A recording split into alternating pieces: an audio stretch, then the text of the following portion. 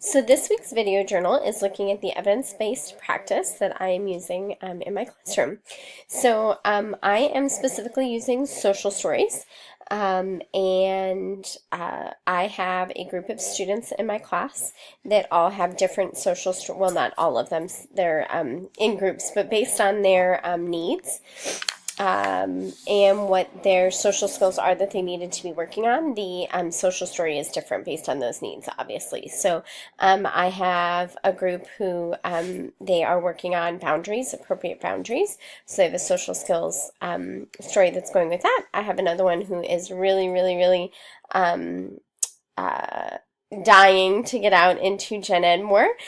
So we have a social skill based on, a social story based on the behavior that we have to show in order to be able to go out into gen ed.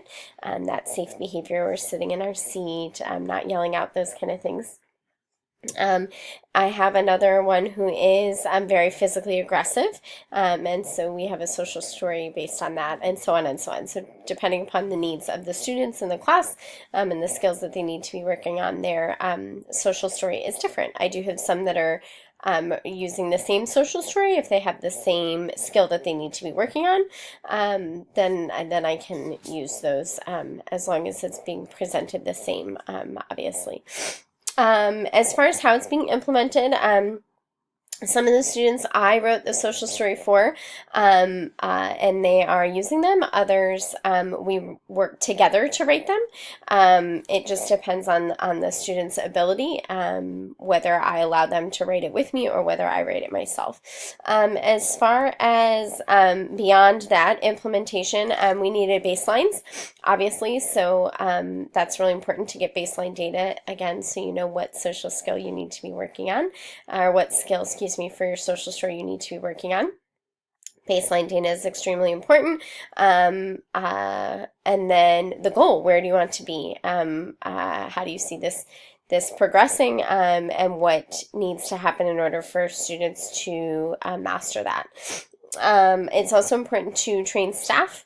My staff is all trained, and then we also can hold each other accountable, and that also helps with fidelity when we're all trained and we can all take data at different times. And then we also always have two people taking data at the same time when we are taking data, to make sure that it's being recorded the same way. So that's super important as well.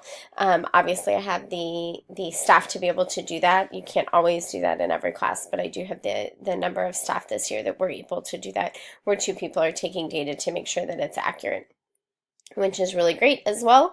And as far as seeing changes, my students, we've been working with social stories frequently throughout the year, so they're used to them, but obviously we needed to train the students as well.